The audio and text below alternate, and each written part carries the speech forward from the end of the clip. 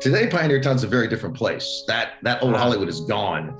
Now it's became kind of really ground zero right now of just a creative vortex of people leaving Los Angeles, going out to the middle of the desert and doing anything they could imagine. Everything's wide open. Yeah. There's no neighbors. The building and zoning codes are pretty lax because you don't have neighbors next to you and you don't have those kind of public streets. So the possibilities are limitless. Hello, and welcome to Architecture, Design, and Photography, asterisk philosophy now, apparently. We're doing a lot more of that, philosophizing, whatever. But today, we will be speaking with Principal Jeremy Levine. He earned a master's degree in architecture from the Southern California Institute of Architecture, where he won the Haskell Prize for Architectural Journalism. His work has been on the cover of Dwell magazine and featured on the Discovery Channel. Jeremy is on the board of directors of Side Street Projects, which promotes art education through mobile woodshops, and the Harpo Foundation for the Arts. If you spell Harpo backwards, it says Oprah, FYI, which supports emerging and unrecognized artists. He lectures and participates in exhibits around the world, including the New York Hall of Science, the International Symposium of Electronic Arts, that sounds interesting, and the Dwell on Design Festival, and the Los Angeles Design Conference. This should be an interesting conversation. Please welcome Jeremy Levine. So give me a little bit of background on yourself, what you're doing, why you're doing it, what led you there? Huge, giant question. So obviously I'm a designer focusing on residential. I went to SCI-Arc, Southern California Institute of Architecture here in Southern California. Great school, very interesting education, got my master's degree.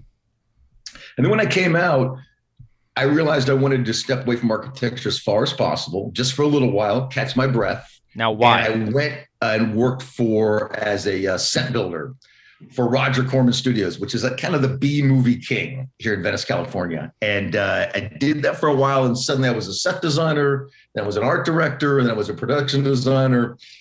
And I ended up in that world for a while. And I did, I ended up actually making movies in Romania and Bulgaria and Japan, and got to fly all over the world, really making B movies, quite honestly. But it was fun. I was just starting out, and I got thrown into right into the deep water, designing sets really all over the place. And that kind of running and gunning approach, where you have a sketchbook in your hand, you're in Bulgaria, no one speaks English, and you got to build a castle set. 1, 2, 3, how much money do we have? $400, ready, set, go. And it was kind of like that. And that got you up to speed very fast. Just sketchbook in hand, different countries, running around, building very fast. It was just a great education. It kind of supercharged me just in the sketching and thinking on your feet department. Wow. And then I was like, okay, I'm done with that. And I went back into the architecture world. And I actually got my first clients through the entertainment business. So suddenly I had directors and cinematographers that I met through doing that production design as clients. And that got me on the start of my career. Now, why did you want to get as far away from architecture as you could out of architecture school? Well, if you've been to graduate school for architecture, you will know. You will know the reason is you're like psychologically like, okay, I'm done with this for a while. I don't want to talk about architecture for a long time. No, I'm kidding. It's, but you want that mental break. You want just to kind of see just for a little while. At least I did. And that's what it afforded me, letting me do that, take that little trip into, scene design.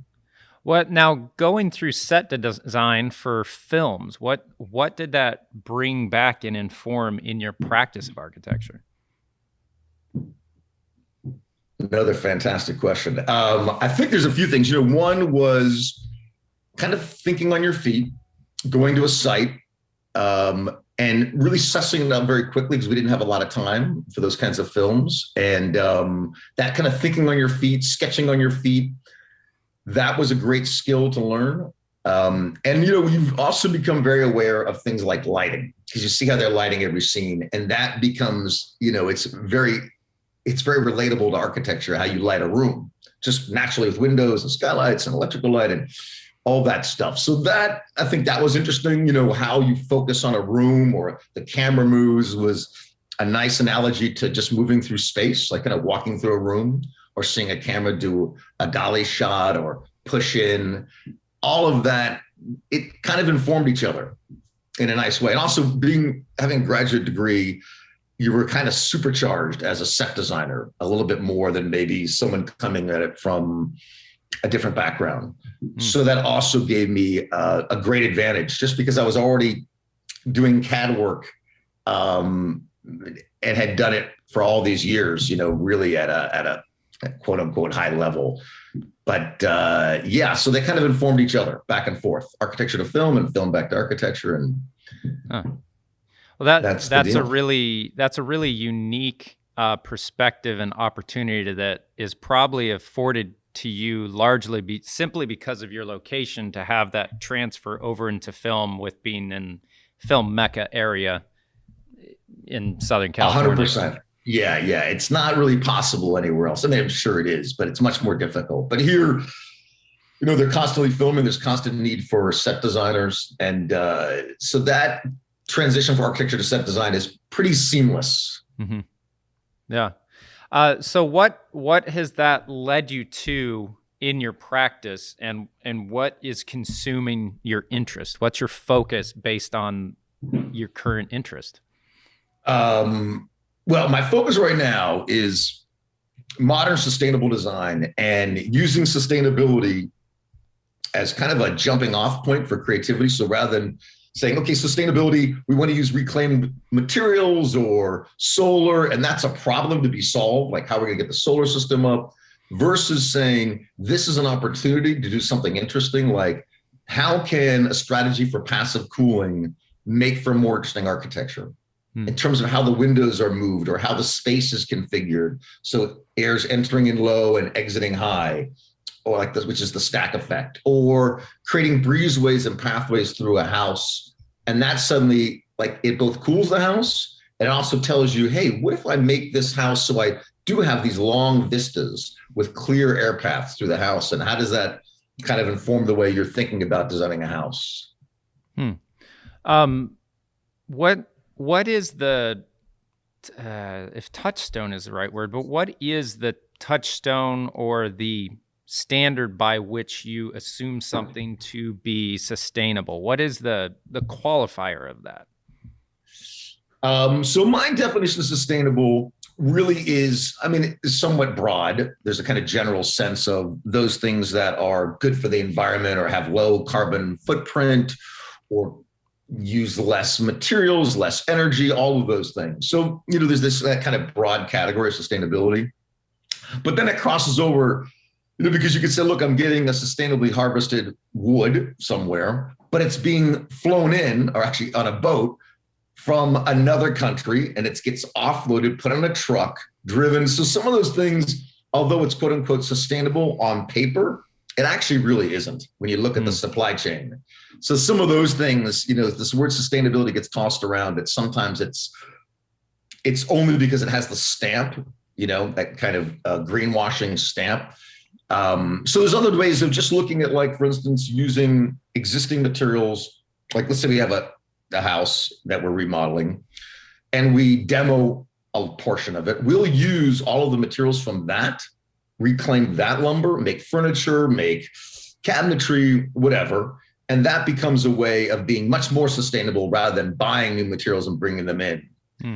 So even though those aren't sustainable materials necessarily, it's just the harvesting and recycling of them that becomes an act of sustainability.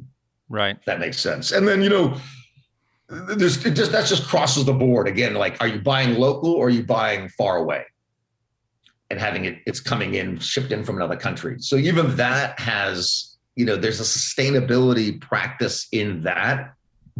So it's, the definition is, it gets pretty amorphous when you start bringing it down to supply chain and buying locally and all of that stuff versus like, hey, we're ordering some lumber, has to be trucked in from Northern California.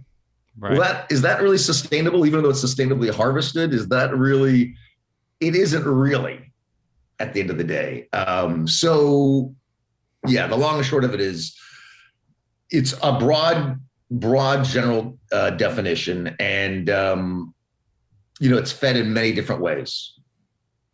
That interest, that obsession, and then that just plays itself out architecturally. Just going to a site, it's kind of like, how do you start the project? And it's like you go to the site, you see what the path of the sun is, you see where the breeze is coming in. So in Southern California, it's a lot about cooling naturally, cooling passively rather than having your air conditioner on. So finding ways to do that, and that's really about being on the site and getting a sense of how can I merge this house to the site with low impact and being sustainable and harvesting the wind and the sun and all those things, the views. That really is, that is the beginning of how you launch into sustainable design, at least for me. It's what's the site telling me? Is there a process or a governing body with a standard that looks at everything from production of harvest, harvesting of harvest, and delivery of harvest, or like the total package of use of a certain product? Is there a way of looking at that there is a sustainability measurement that grades that in some way? Yeah, there is. There's actually what's called LEEDs, which is a certification process for each building. And they have someone who's an inspector who comes, and you have to meet all these various criteria to be what's called LEED certified. And there's different levels: gold, platinum. For us and for lots of clients, they don't want to pay to go through that certification process, and they see it as unnecessary. And I do too, in a way, in a lot of ways, actually, because part of that process is biased toward things like buying local or harvesting existing demo materials. Doesn't necessarily fall into that LEEDs category. They kind of tally up the points. So really, we just kind of, at the end of the day, the client and I together, we find it to be sustainable because we're doing things that are sustainable for from our perspective, let's say. So even though maybe you could pick your thing. Let's just go back to say harvesting demolished materials. So that is like something that we add points to in our mind to say, hey man, we're being very sustainable. We're being very quote unquote green by doing these things. And we don't need to tally up the points. We can see it together with the client. Like, right. Hey, we have solar. We don't need to go through a process of having certified that, yes, this house meets these standards. And we just like, hey man, we have a solar system. We have solar hot water, gray water recycling, rainwater recycling, passive cooling, and all those things add up. And at the end of the day, it's a very sustainable house, regardless of whether we have it rated or not. Right. So if you're reusing existing materials that you haven't had to cut down trees for, and you're being extremely cautious about the appliances and such that you put in, and you're insulating and you're creating passive solar gain and passive cooling where needed, at the end of the day, this house, even when it's done, is not going to be a huge cost on the ecology of this area, or the economy of energy in this area. And everything that we've put into it has not pulled from the economy of energy and has contributed to what is actually sustainable. And then the last thing, in my opinion, not last, but one of the lasting things, is that if you can build into the design enough beauty, it becomes something that people want to keep and maintain and not have to tear down and rebuild eventually. That's a great point. Great point. Absolutely. Yeah, I think the sustainability of beauty. Yeah, no, I think there's something to that. I think there's definitely something to it, because there's that kind of throwaway culture that exists. Obviously, we buy things and the phone is like, okay, it's a year old, throw it away. So there is something to, I think, materials that last a long time, and a sense of like that this thing will age gracefully. Like for instance, wood can, if you just embrace that it's going to age and get old versus constantly sanding it and staining it and trying to make it look like it looked the day you had installed it, versus embracing the fact that it will age and that gives it character. Right. That's a great example of being sustainable just with your material choices, and then how you look at this thing long term. Because constantly refinishing wood is not sustainable. Right. It's not sustainable in terms, and this is like where the points don't make sense when people calculate how green it is according to like LEED standards. The refinishing of things and sanding is labor and energy and time, and that is all part of the embodied carbon of the house. Even though it's not part of the initial construction, there's the maintenance part of it. And a lot of these materials, if you don't embrace the natural beauty of them aging over time, you're constantly working on them. So you're constantly refinishing them. And that's, if you calculate all of the energy used for that, the products, the trucks to go pick up the materials and bring it over, and the guy, just there's a lot involved at the end of the day. So, even like, using metal that rusts, Cortan steel, for instance, and embracing the fact that it's going to rust versus, that's just another example of materials that age beautifully and embracing that rather than constantly fighting the war to make it look brand new. So that's my answer to your question. I'm a huge fan of Cortan. It's such a nice, natural looking material that's this very odd thing that's not part of nature, but seems very natural. It's this beautiful rust colored just thing that gets very consistent and just nice. And it's a really great material. Side note. Tell me more. Yeah. I mean, the other thing I'd add to it is just, what's amazing about it is that that color palette, this is the color palette I love, which is that kind of desaturated earth tones. That just blends so beautifully. For instance, we do a lot of stuff in the desert. That is just part of the color palette of the desert, that kind of naturally oxidized metal, that brown kind of beautiful luster it has, that just blends beautifully. In any house that's in a natural environment surrounded by nature, it looks gorgeous because it's just part of the palette. It just looks natural. It actually is natural, but that kind of oxidized rust color is something also that I'm just super attracted to. Yeah, I had seen on your website a highlighted project that looked like it was out in the desert outside of Palm Springs or something that was, I believe, a very sustainable home, really nice design. Can you tell me more about that project and the process and the client as much as you're comfortable and everything else? Yeah. So the way that project is actually in Pioneertown, which is a little further deeper into the Mojave Desert than Joshua Tree, more remote. Super interesting place. It's where they used to film cowboy movies back in the days of, actually, John Wayne would film movies there. It was actually built as a set out in the desert, so they could make movies, just have a set out in the desert, and they could suddenly drive, just jump on a horse and ride off into the sunset. And literally, you're there, you're in the desert.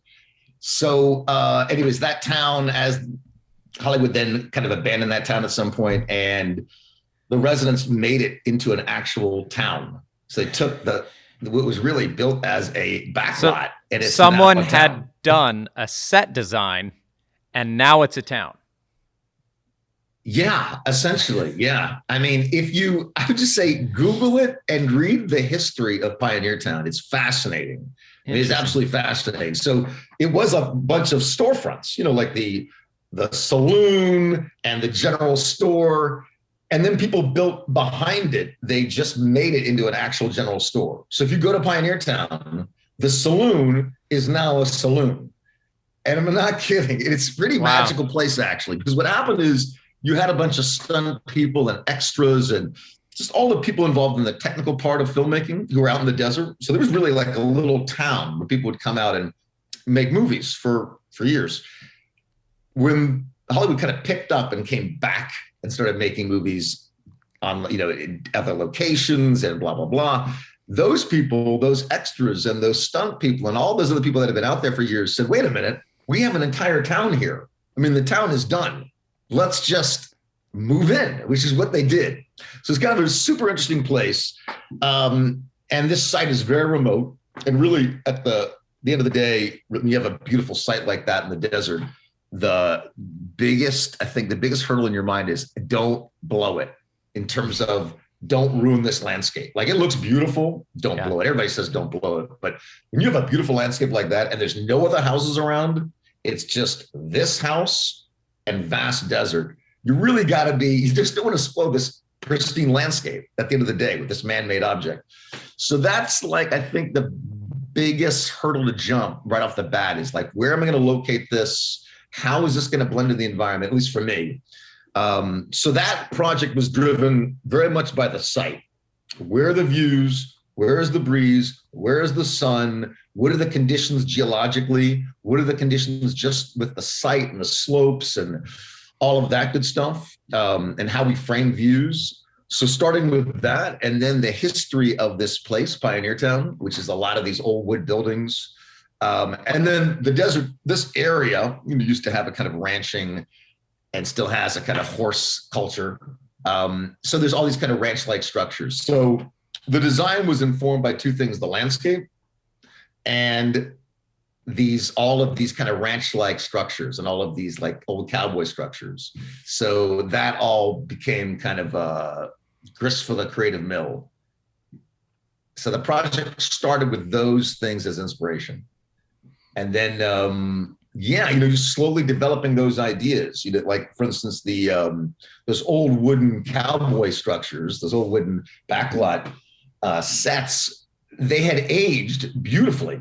So the wood, just like a normal cowboy, quote unquote, cowboy town, the wood just aged beautifully over time. And so I did the same thing with this house in the desert. We just harvested old lumber off of demolition sites here in Los Angeles, had them cleaned up, denailed, squared and sanded, and then we used that lumber in the house in Pioneertown. And it is going to age naturally, and it looks beautiful, and it kind of relates to Pioneertown, that backlot, that aging backlot, and actually all the barn structures that are around in Pioneertown, which is a quote unquote cowboy town. I hate using that word, but it kind of is, it has, yeah. Anyways, so wanted to relate to those buildings and these simple kind of horse shading and cattle shading structures, which are just simple steel pipe and corrugated metal. And the site, and those three things came together, those vectors of site and the history of this place and the current use of it, these ranches and these horse, all of this stuff, basically. Now, what kind of client lives in an abandoned Hollywood set and has enough money to pay for a architect to design a very bespoke structure without naming your client or anything else? No. Well, that house is our house, actually. That's our house in the desert. Oh, cool. Yeah, right. Yeah. So it's you. No, that's our house. But but we're doing many other houses right now. But here, the deal is that is the history of Pioneertown. Today, Pioneertown's a very different place. That old Hollywood is gone. Now it's became kind of really ground zero right now of just a creative vortex of people leaving Los Angeles, going out to the middle of the desert and doing anything they could imagine. Everything's wide open. Yeah. There's no neighbors. The building and zoning codes are pretty lax because you don't have neighbors next to you and you don't have those kind of public streets. So the possibilities are limitless. You're buying a piece of land maybe for $100,000, and in Los Angeles, that land may cost you $500,000, for instance, something just that simple. And you can't even find land in Los Angeles, actually. So you'd have to buy a house for $800,000 and knock it down. So you can see like immediately, oh, wait a minute. You mean I can go to the desert, buy a piece of land for $100,000 and build a brand new house exactly as I want? And that's been very attractive for people. So you've had, Joshua Tree has a legacy of having creative arts community, and that has just grown and grown and grown over the last 10 years. And over the last 5 years, it's exploded. It's just exploded with architecture and art galleries and you name it. It's just become a real hub of creativity in Southern California. And really, a lot of my clients out there are directors, producers. They are still in Los Angeles. And they go there on the weekends. It becomes a kind of weekend getaway. Since it's 2 hours away, it really, it's just become that remote office for a lot of people. Yeah. So in Maine, we have a very similar thing where Mainers will usually have, I'm not from Maine, I'm a Mainer by choice, but people from Maine will usually have what they call a camp out on a lake or out in the woods somewhere that is a weekend getaway. And so it sounds like that's the same thing, except instead of being in pine trees and on a lake, you're out in the high desert, just recuperating from Los Angeles. It's a lot of second homes, that's for sure. And everything is Airbnb. It's super popular for Airbnb. You've got all these national parks around it. And there are also another set of people who have realized I can work remotely, and they're gone. They're leaving LA. They want to live in the desert, have this kind of dream compound, have 5, 10, 15, 20 acres, whatever it is. Yep. And really just imagine their lives freshly anew, working remotely and yet being able to live out in this incredible natural beauty. Yeah. And not commute. So that's like really opened things up. It's opened a lot of things up, which is exciting for me. And I think any designer and architect, the amount of work out there is it's unprecedented. Huh. I can say it's unprecedented, the amount of people moving to the desert, looking to reinvent themselves. Right. I think that's, So COVID has been a pretty good shot in the arm, no pun intended, for developing this second home market for people who are now realizing that you can be very effective working from home and you don't have to be in the middle of everything stuck in traffic for 4 hours a day. Absolutely. Yeah. I mean, it's absolutely had I'm not going to say it's like completely changed the profession, obviously, but it's had a huge effect, especially I'd say in cities like Los Angeles, where people realize they're going to be home. They want to be home. They want to work from home. So those homes need to be changed. They need to accommodate a completely different kind of lifestyle, which is maybe 1 or 2 people working from home. Often that means actually not an outdoor, but a separate autonomous little office, quote unquote, or what we call an ADU, auxiliary dwelling unit. Yep. And that is like literally a little house that's a secondary house that becomes the office. So rather than paying for office space, people are now building these second structures. That's become hugely popular, or just really dramatically remodeling their house.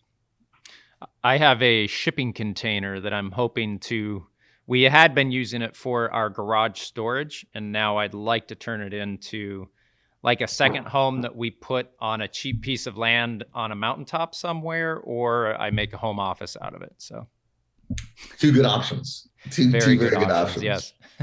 What's the climate like in Los Angeles now after COVID? I've heard a lot of different takes on it. It'd be interesting to hear from you. Like what is going on in Los Angeles? What's the feel? How's that going? Wow, what is the feel? Well, there is just obviously, like everywhere, a huge dramatic sigh of relief, enormous sigh of relief, and really actually a lot of excitement about all these new opportunities, even though it, of course, was terrible, horrible, cost a lot of people their jobs. Very, very bad, obviously. The good part about it is people have reimagined their lives, reinvented themselves. And that goes to architecture and their houses and how they want to live. And just lots of clients saying, look, I want to build a new house. My life is going to be really much more centered around home and family and working from home. And let's reconceive my life that way. And let's do that through architecture. So that's been, for every architect, every designer I know is as busy as they've ever been. Probably the busiest, actually. Yeah. I'd say right now. So yeah, it's a good time to be a designer, an architect. Amazing time in Los Angeles. And I think, people like to hate on Los Angeles. I totally understand why. I get it. But it's one of the most dynamic cities in the world. It really is fascinating with all of its problems. It's also just like a whirling, chaotic beast of cultures and languages, and all that just produces unbelievably interesting stuff. Architecturally, in the culinary space, you name it, everything. So there's, it's just such a vast place with such mixing that you get a lot of different influences, and that makes it super interesting. Yeah, we this past winter, we got in our truck and put a slide-in camper in, and from Maine drove across the country and we went through Los Angeles right when everyone was saying, this is ground zero, you're going to die, don't go in there. And it was pretty normal. And we spent quite a bit of time in Ventura, just north of Los Angeles, and then drove back. And we had an amazing time as a family going across the country, going to all these parks, being in California. And it's interesting, you listen to the media and everything's coming apart at the seams. And everywhere we went, it seemed like business as usual. It's a hard thing. Yeah, it is a hard thing. I mean, I think part of it is like there's what you see and what you don't. Obviously, we're not going to the hospital every day. So we are completely isolated from that. Yeah. The reality of that. And we don't have older people in the house that are susceptible. So that, I mean, there's kind of two different worlds in a way. But people are pretty resilient. It's amazing. I think people pop back and they're going full force. Oh, yeah. That has really been pretty amazing. And, I think at the end of the day, people are seeing this as an opportunity. They really are. I mean, as bad as it is, and I know that's I don't mean to make light of it, but it just is what it is, that some people are able to use this opportunity and they're taking advantage of it. Well, anytime before they plant a field, they take a backhoe or whatever they call it, and they churn the whole thing up. And from that comes a whole, field of food to feed people. So we are a incredibly resilient species, obviously, and we're going to be just fine. And the interesting comparison to me is 1918 Spanish flu. What came after that? The Roaring 20s. And Spanish flu was far worse than what we've experienced here from what I can tell. Yeah. And I'd imagine the thing that we have to be careful of coming back into a normal economy is the Roaring 20s. What happened after that? It wasn't Spanish flu that took all of that. It wasn't the craziness and the death of Spanish flu that almost wrecked us. It was the Great Depression from our lack of responsibility and balance within our whole system that caused the stock market crash, caused things to go weird, caused, by extension, maybe World War II and all that. I hope we can learn from 1918. I'll just say that. I hope you're right. I really hope you're right. I think so. I mean, I think people have learned lessons from history. I think people are much more careful. I don't think anyone's going berserk. I don't think so. People they're being pretty smart. At least the clients I know. No one's like, I want to build a $10 million mansion and I'm going to borrow as much money as I can because it's cheap to borrow money. I mean, I think people are pretty wise. They've seen this before. They've seen market crashes. I think they understand the risk. People now, their eyes are wide open like, wow. I mean, crazy things happen. Yeah. We have to be aware of, could this happen again? Absolutely. So I think people are, they're not acting like with over exuberance, but yeah. Overall being fairly responsible. I think so. Yeah. Now you outside of your architecture practice also seem to have a presence within media and also an educational and speaking format that you seem to interact with as well. Tell me more about that. Let's see. Well, I can go back to talk about the media a little bit. For instance, with television, I've done a few things with it before in the past. For instance, with Renovation Nation, which is a show that ran on Discovery. This is like 10 years ago. They followed up the construction of another house, and they, really being in this TV land of Los Angeles. Really, you're kind of in the heart of the media beast. And so there's just a need for content. Mm-hmm. People want content all the time. And if you're a designer, an architect, landscape architect, there's possibilities. I think there's just many more of them out in Los Angeles. If you're working for for instance, your client's a director or a producer, suddenly you have this entree into that world. And hey, wait a minute, what else do you do? And are you good on camera? And blah, blah, blah, blah, blah. And so, we did that stuff. And then really a lot of magazines began to follow really, and it's hard to say how that even gets started, but really you get coverage from one magazine and it's kind of incestuous and the next one comes along. So, we were on the cover of Dwell magazine years ago, and that leads to another magazine. They all just are looking for content. You may not even be that great as a designer, quite honestly, but once they get their hands around it, now they have something to talk about. They just need content, quite honestly. Content is king. So I think like right now, for instance, the Desert House is making the rounds, and we're in Sunset Magazine and the Hollywood Reporter, and it's just appearing everywhere. And that really is not them individually finding it. They all kind of feed each other. Right. So that's how like that, we've just had so much press, for instance, in this Desert House, and it's all because they're all just really grabbing content from each other to feed that beast. Right.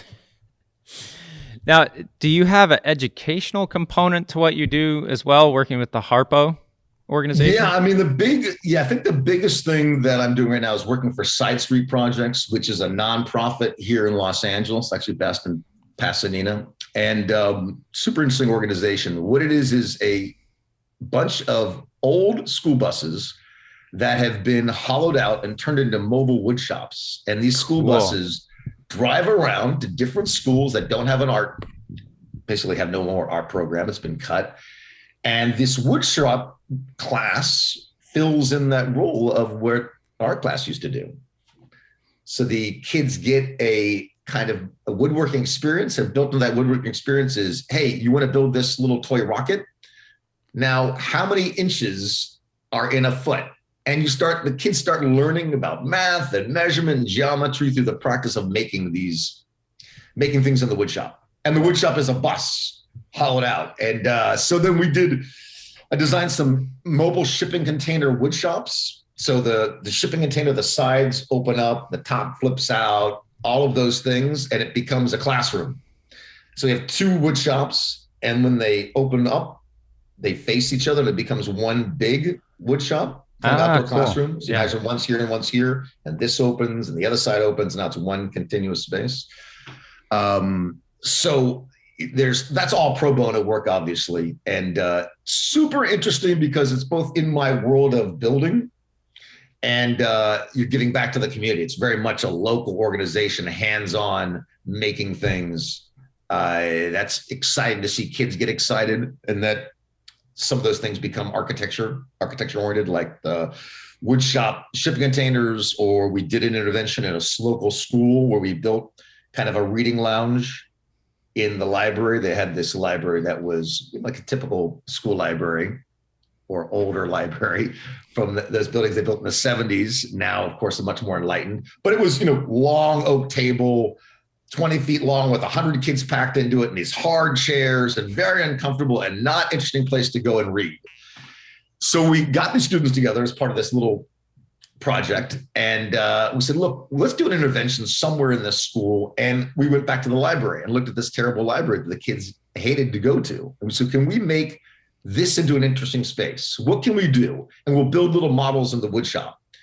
And we came up with this kind of little reading lounge, which this is kind of circular, almost like not exactly like a circular couch, but it became, I have to show you a picture of it, but it became like it's an autonomous piece of furniture, almost like a bookcase bent into a circle with bench seats built into it. So you're kind of reading in this kind of wraparound bookcase, quasi lounge. And so then we built it. So the kids and I designed it together. Oh, wow. Making little sketches out of wood, progressed along. And then I had some of the guys that work for me actually make it. And now it's in the library, and that's become a very popular place for the kids to go and read. They want to go there versus being like, marked into the library to sit at this table, not liking it, totally uncomfortable, versus today, like, I can't wait to go to that library lounge. Right. That's super cool for a kid to be involved in both the conceptualization, to realize that I can conceive of something and then have it made into reality.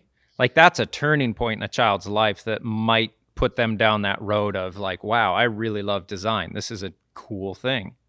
Yeah, I 100% agree. And then you're talking to these kids, you're walking around the school. I mean, to begin with this project, we were kind of walking around the school saying, is there a space we can change with a limited amount of money? Can we, obviously we're not going to add an addition onto this school, but something we can do in a space to intervene somehow, make some kind of architectural intervention, and walking around looking at the gym and the computer lab and all these different places, and coming back to the library saying, wow, this is a very uncomfortable space.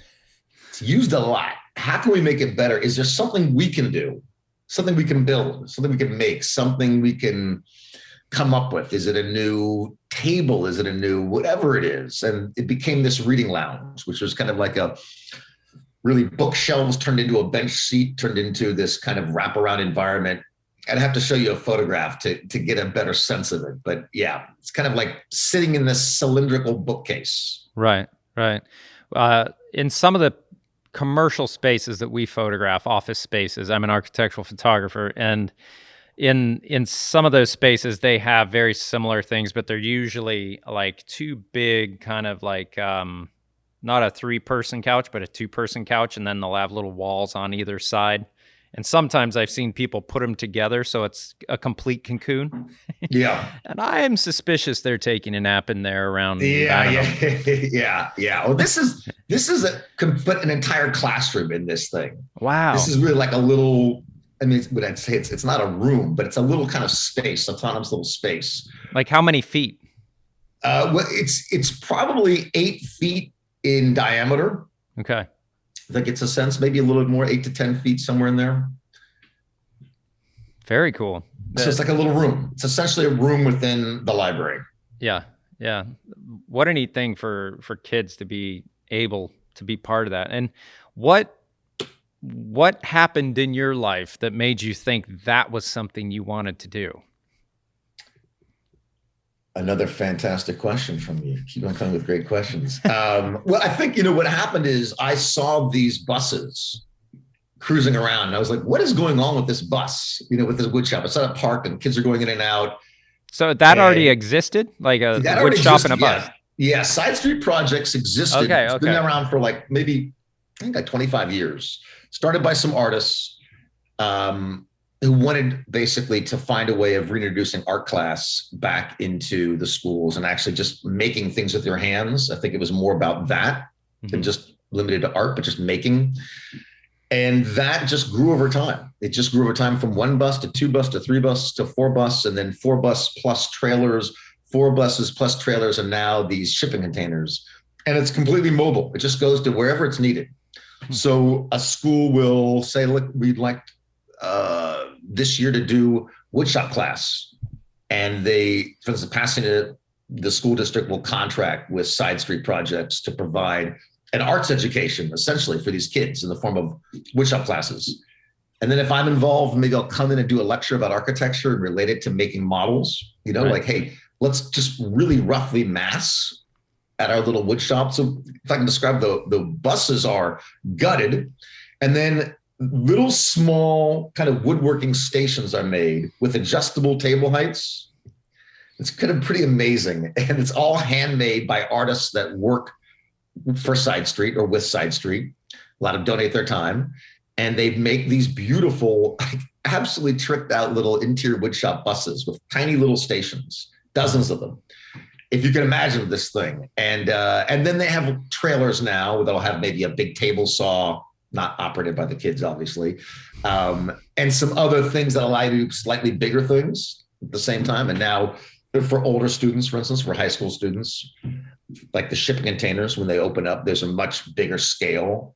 So you have, big table, big projects than a small little station. And I saw that, and you can't help but be amazed at what's happening. Like, what is going on here? What the heck is going on here? And I ended up talking to the people that ran the organization, and it just fit perfectly because I'm in the construction world, right, the woodworking world, and we make things all the time. And so it was a great fit. And I knew I could donate my time doing pro bono work and help them like right away. Like, hey, man, this is something I can do and use my architecture skills. And you can donate to a food bank. There's a million, you could work at a homeless shelter. There's a million things you can do. I have this skill, this quote unquote skill, design skill, that I can really deploy and really help these people beyond just kind of being a body there. Nothing wrong with that. But I got to use my skills to really, really make a difference, I guess. Yeah, it definitely is something like I find in what I do constantly, photographing very luxurious buildings for, contributing back to the machine of the economy is fulfilling in that it pays for my house and feeds my kids, but it doesn't as much feed your soul beyond the simple act of creativity.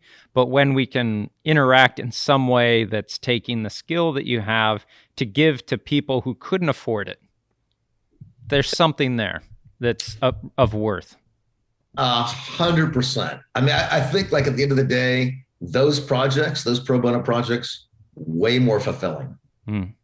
Way more, the most fulfilling stuff is really that kind of stuff, which I love. And I've done stuff for other schools and just as like for Occidental College, we'll do just whenever you can. I'll try and find some pro bono projects every year, at least a couple to work on. Usually with schools, I think, most often, or other nonprofits. But that's like it's also like a great opportunity to be creative because you have a very tight budget. You've got these kids, to deal with. There's a lot of restrictions there. And then within that, let's do something. Let's push this as hard as we can within this, what's going to be appropriate for the school or the nonprofit and on a very, very tight budget because you want to be responsible. So I think that's a great challenge and you feel like you're giving back and that's the best. Now, I taught high school for 2 years. How do you keep these kids' attention and keep them from sawing their fingers off?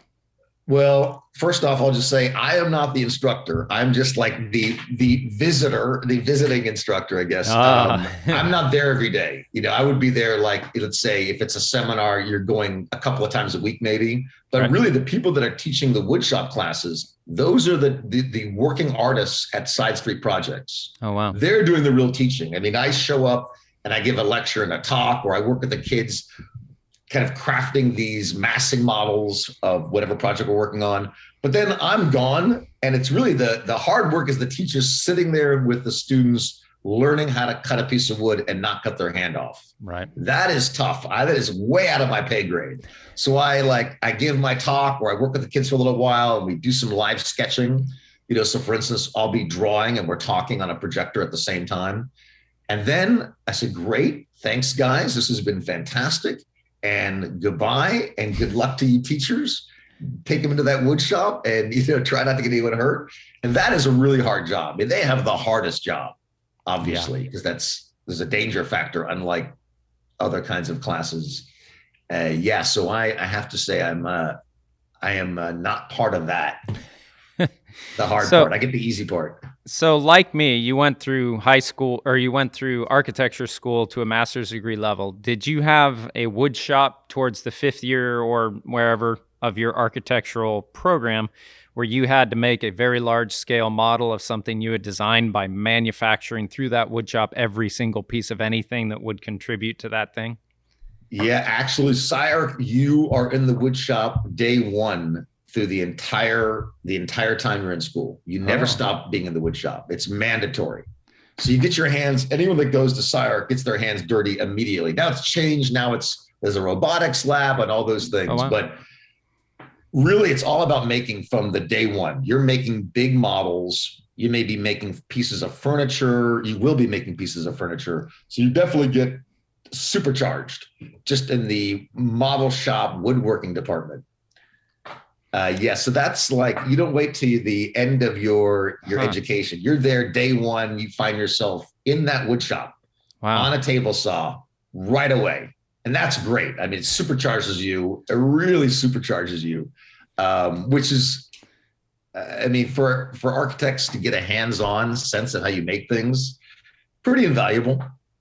Pretty invaluable. Yeah. So in your time in university, what was the worst accident you had in your wood shop? If we want to go there. Wow. Oh my God. I had one of my friends. Injuries. One of my friends had the whole sheet of plywood kick back on him and it like almost opened up his gut. It really tore the skin. Another guy like really dug into his finger. My wife had a friend whose husband had been years before me, and he was cutting a repetitive piece on a chop saw, and he'd move it in, chop, move it in, chop, but he then moved it past the saw and sawed his own arm off because he had become so like just in the, and they were actually able to reattach it, albeit it was, like that much shorter, but. That's horrifying. That's horrifying. Yeah. I haven't seen that. I have not seen that. I have seen, though, people just, slice deep into their finger, and I've absolutely sliced myself a few times. No question. You have a bunch of grad students come in who have never even seen a saw before. They've seen it, but they've never held it, Right. And that is a very dangerous combination. Dangerous combination. Bunch of intellectuals playing around with reality and how bad reality can bite them at that point. So yeah, exactly. And that was the great thing about like going into set construction right away after school was like, hey man, get your hands dirty, feel some lumber in your hands and a hammer and all those things. That physicality after being on the computer so much, or even making little models, was just like really refreshing. Yeah. Very refreshing. So what do you have ahead of you right now that you're really passionate about? Well, I think the most exciting things are the 3 houses we're currently designing in the desert at this moment. How do they differ? It's super exciting because, again, like you're dealing with a very extreme environment, especially in the high desert where we're making these houses. This is an area gets snow. It's the part of the desert gets a lot of snow, actually. And so it gets very, very cold and very, very hot. The extremes are like dramatic. And that means, well, a couple of things. One is the house has to perform under 2 radically different kinds of climate. Like, unlike building, let's say in Maine, you're not going to have the desert heat. It's not going to happen. It's a different kind of set of conditions. Equally difficult because you have a snow load and you have a bunch of other things, much more snow load than we have here in the high desert. But nevertheless, those challenges are super interesting because you have these dramatic vistas, these incredible landscapes, high heat temperatures, very dry. And so making a house in those conditions is interesting versus the suburbs. It's a real challenge in many, many ways. So I think that's just, being given this beautiful desert site and attacking that thing versus a lot in a residential neighborhood, it's just hugely exciting.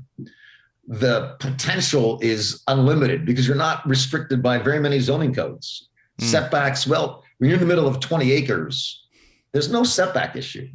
There's no setback issue at all. The building codes are pretty simple out there. So the possibilities are really unlimited architecturally, and that's exciting. Are you able to design a passive house without any mechanical interaction? Are you able to make enough shade and enough openings and enough heat transfer just by how heat naturally rises? Is that something that's possible in the high desert? Or do you have to have a solar element that then powers something to make something like a passive house standard? Yeah, you need something. The heat gets so extreme and it gets so cold. And it's the desert. So even if it's hot during the day, it may be 100 degrees in the day. And then at night, drop down to 50 easily. You have those swings, just dramatic swings in temperature. But yeah, you have to have something. You're going to need some swamp cooler, air conditioning. You're absolutely going to need something. Yeah. And at least, the kind of clients I have are not, they're not willing to rough it to that degree. Like, of course, you can be passive and get the heat down to a certain level, but is it comfortable enough from, for, I don't know, someone who's using that as their office full time and has their entire family out there and maybe isn't used to roughing it at the same level once, well, I guess at the end of the day, these people want their comfort, to be blunt. Sure. They really just want a certain level of comfort. They're not willing to rough it to that degree. So I think like people like the idea of passive house, but ultimately like they do want an air conditioner. How can we run it as little as possible? Really is the goal. I think it comes down to that. So things like passive cooling and all of those strategies that come along with it still get used. It's just a matter of limiting the amount of things that, external sources of power for lighting or air conditioning or heat, all of that stuff. What have you found to be the most efficient for generating energy where you're at, and then also transferring that energy into conditioning of the environment? What's the combination that's working well for you guys in the desert? Well, I mean, of course, solar works unbelievably effective because you're in the desert and the sun is just pounding all the time. So really, it's like, that's pretty straightforward. I mean, solar is the best by far. In terms of like how then you're using energy, how much energy you're using, really, I think shade, if you're able to shade effectively, understand where the sun is moving, the dramatic difference, because there's no humidity in the desert between shade and unshaded, makes it very livable, the desert, if you can get that shade and shade the building. Right. Shade as many outdoor spaces as you can to encourage that kind of indoor-outdoor living. Unlike other areas that have high humidity, the shade can only do so much. Humidity is the humidity, regardless of what shade you have. Yeah. So that makes this, working in this desert, it's a lot easier in many ways to keep cool. It is. So yeah, that's I don't know if that answers your question, but yeah. What are on the opposite end of that? When you can generate the energy through solar, are you guys finding that you're using air-to-air heat pumps, or do you do some type of geothermal? Or no, it's no geothermal. It's usually like a mini split system or swamp cooler air conditioner. I mean, there is, of course, there's lots of wind out there, but wind doesn't make much sense at the level of one house. Although people are super interested, geothermal doesn't really exist out in the desert at the level of one house. So it's really solar, and then finding ways, even if people aren't on solar, to just dramatically limit the amount of energy they need during the course of a day. For instance, using passive daylighting. So finding ways of bringing light into the space without having lots of solar gain. So it's clerestories that face the north and bring in soft light. It's, finding ways of bringing light into a room in unexpected ways, bouncing it off of a kind of a reflective material, all those things that basically lower the need for electrical light or lower the need for air conditioning, finding all those strategies to deploy in a smart way. Right. What are you doing to deal with water out in the desert in a situation like that? You're screwed. I mean, you're in trouble. Often you have to dig a well. Often it comes down to digging a well. So you can actually hit water out there in the desert if you dig deep absolutely. enough. Yeah. All right. Yeah, you may go down 300 feet, but you do get water. Yeah, there's water out there. Huh. So there's a lot of that. Everything's not everything, but a lot of things are on a well or on septic. Yep. Some things are, they actually get city water or county water. So that's not always the case. Really depends on where the lot is. Yeah. And do you guys, going back to what you had said earlier, do you Airbnb out your place as well, or do you keep that yourself? Or no, we absolutely Airbnb. Oh, yeah. Now I'm gonna have to. I have a friend that lives in the Inland Empire, and he goes out to Palm Springs a lot, and I go out to Joshua Tree with him a fair amount, and I'd love to take my family out there and spend some time out there in a structure that was thoughtfully designed. So I might have to hit you up later for a link to your Airbnb or something. So if we're in that area of the country eventually, that'd be super cool. It's a pretty amazing area. Yeah, it's a pretty amazing area. So yeah, I think that's the area that's most exciting for us to work. That Joshua Tree, Pioneertown, Yucca, that high desert area is really just jumping with activity. Yeah. And especially for East Coasters like myself, it's such a weird place compared to what we experience every day. Just these raw red rocks and these weird plants, and it's very invigorating for someone like myself. I agree. I mean, and I think that's what is just exciting as a designer to go out there. It's like, what's the most exciting projects? It's going out there, and this client says, "Hey, man, look at this crazy 10 acres of boulders, and there's this ravine, and there's just nothing else, and it's filled with cactuses." That is exciting. I mean, it is a great challenge and super interesting to find a way of building light on the land and melding into the landscape and, finding these incredible views. All of that is, for a designer, like, wow, this is great. You're walking on this 10-acre plot of desert, Right. with nothing else around you. Super exciting. And there's this mesa off in the distance. You just see this amazing blank canvas. It's not really blank, obviously, but amazing canvas. Right. No other humans anyways. And those kinds of areas to me have always been very rejuvenating to not have to worry about the social structure interactions, but to be present in nature in that situation. Yeah. You just gain so much from it by just being in that and just calming down for a while, It's so nice. Absolutely. I mean, and then something so simple as, for instance, one of the houses we're doing now, it has a jagged kind of hill behind it, some jagged mountains, these kind of sawtooth mountains. And seeing that kind of sawtooth profile has led us to do a sawtooth roof on the house.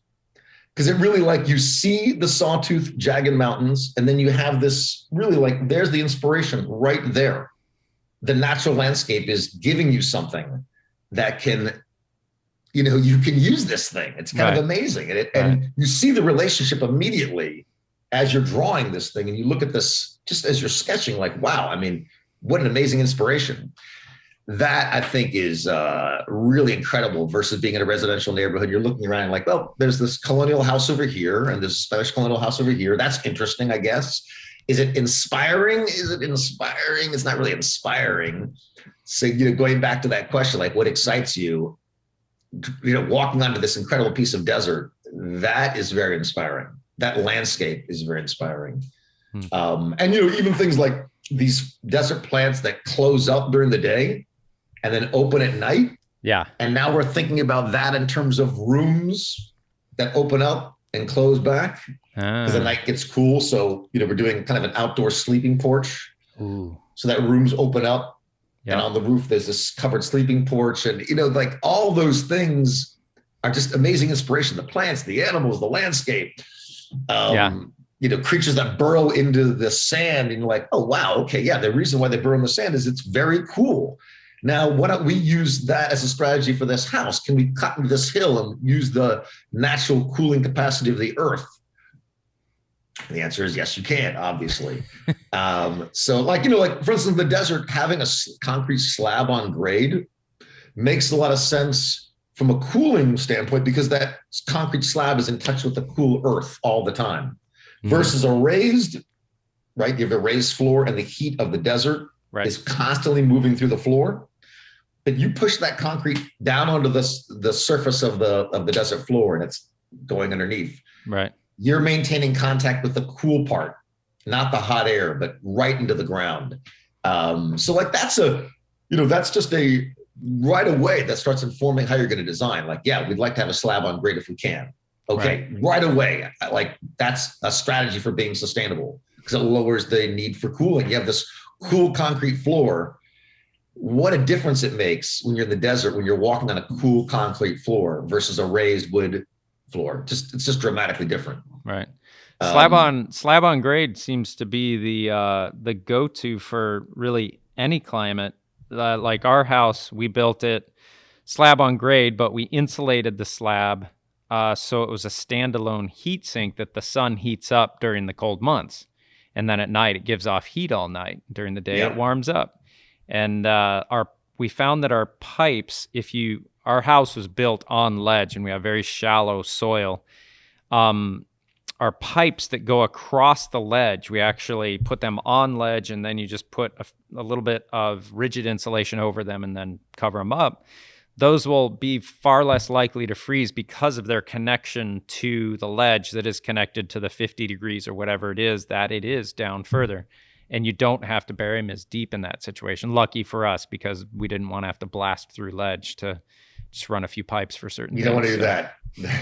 That you do not want to do. Yeah. Yeah. No. Yeah. I mean, yeah, it's interesting. I mean, every environment also has different set of needs, snowy climate, obviously a sloped roof versus a flat roof makes a lot more sense.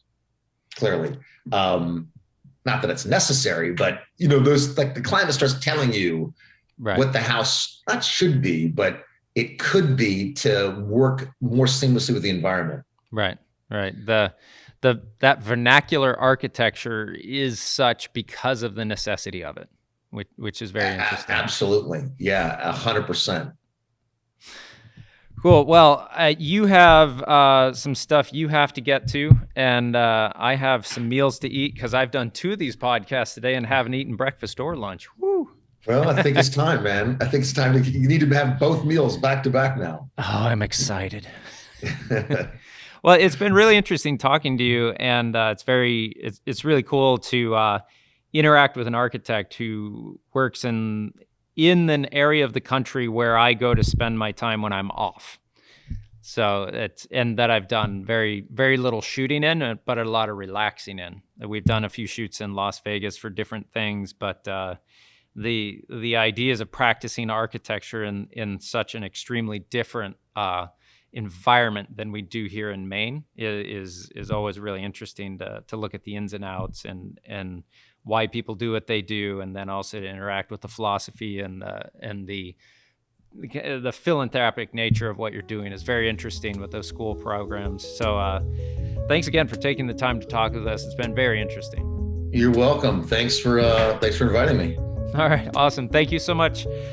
Take care. Everyone listening can find your work at a website, which you can just my name, jeremylevine.com. All right. How do they spell that last name? It's Levine. All right. Jeremy Levine. That's it. Awesome. Well, thank you so much for joining us.